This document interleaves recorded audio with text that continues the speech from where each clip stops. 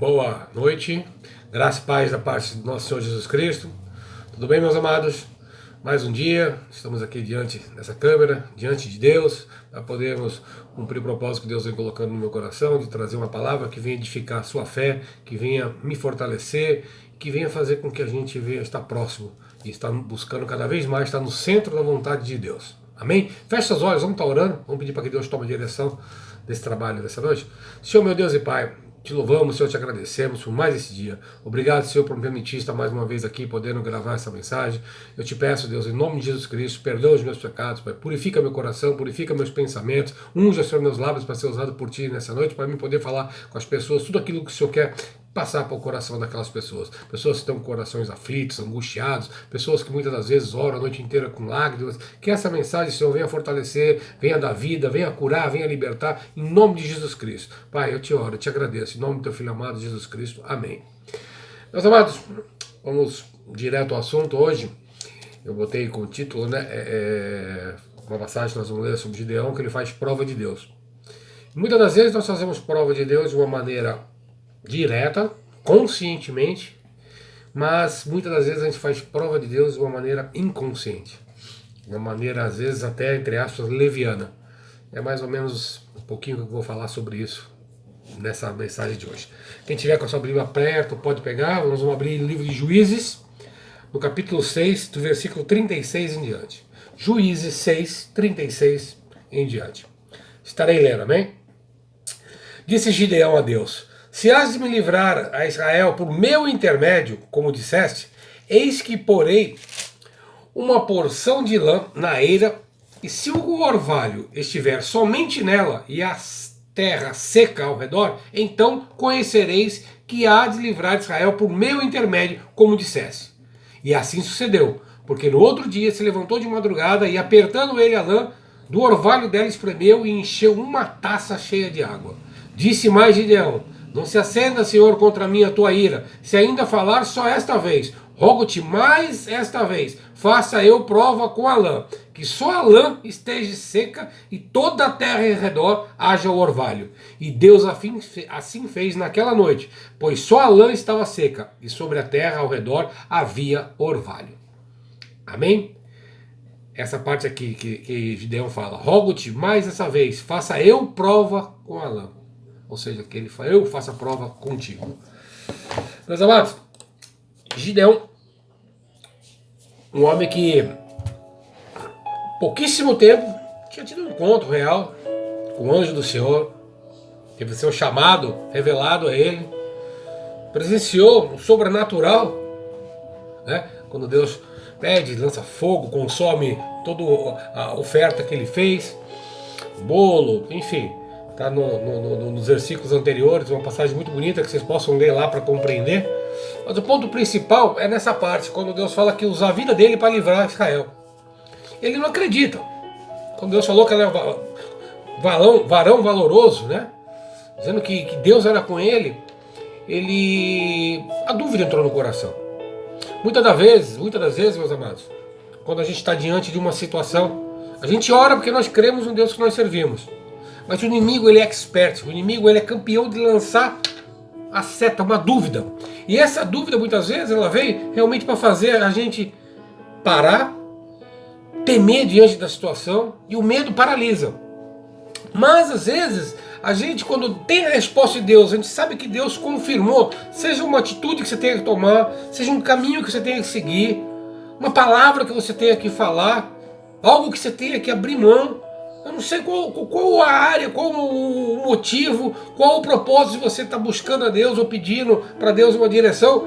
Mas Deus, às vezes, ele usa pessoas para responder os seus questionamentos, as suas petições.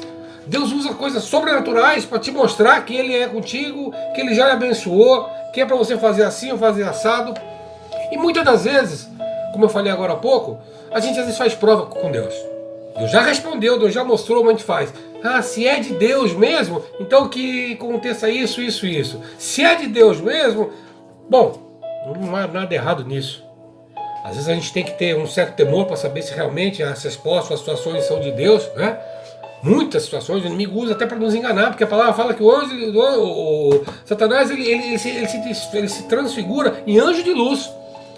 Tem uma frase do mundo que a gente sabe, né, que nem tudo que reluz é ouro. E muitas das vezes acontece isso, ele vem maquiado de coisas boas, só que no fundo é uma ação maligna. Mas o ponto principal que Deus tocou no meu coração para falar são aquelas provas, às vezes, levianas que a gente faz com Deus. Deus já respondeu que não. Deus já falou para você não ir.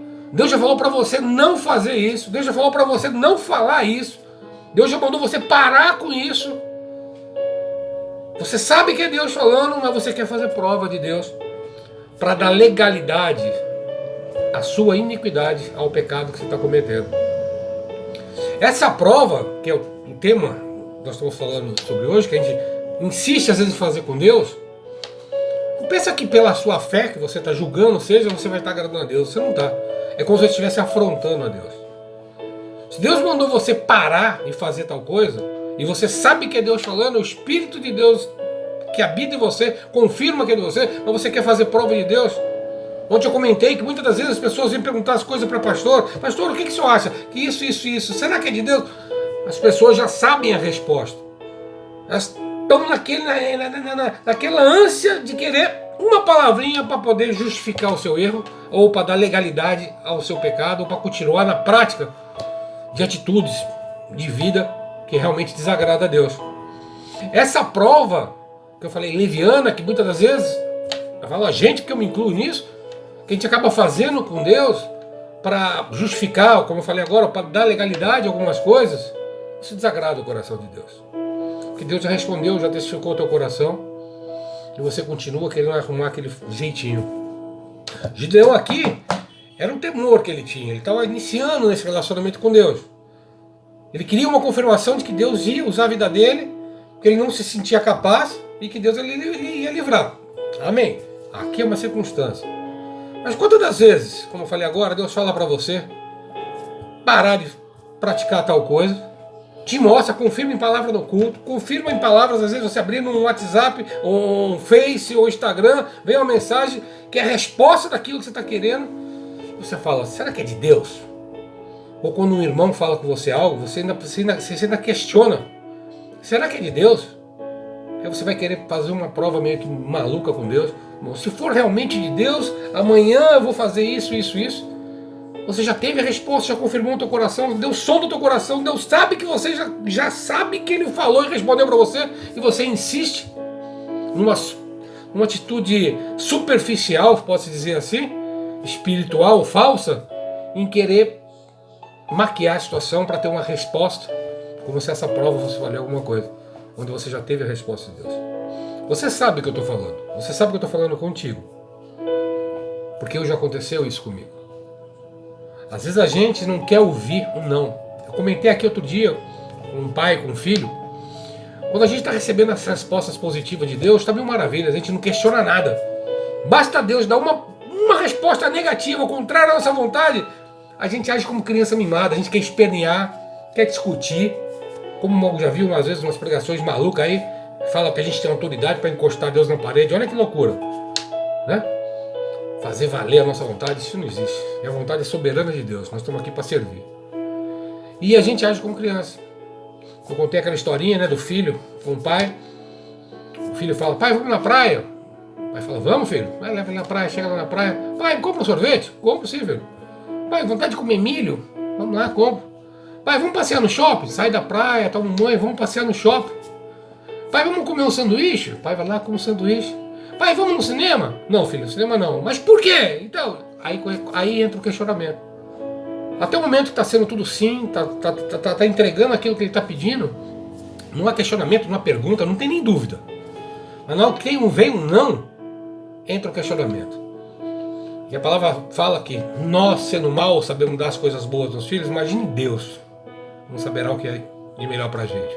Então, a palavra de hoje é para você assim, aceite o que vier de Deus, como o Jó falou, recebemos o bem de Deus, não receberíamos o mal? Seja o que você esteja passando.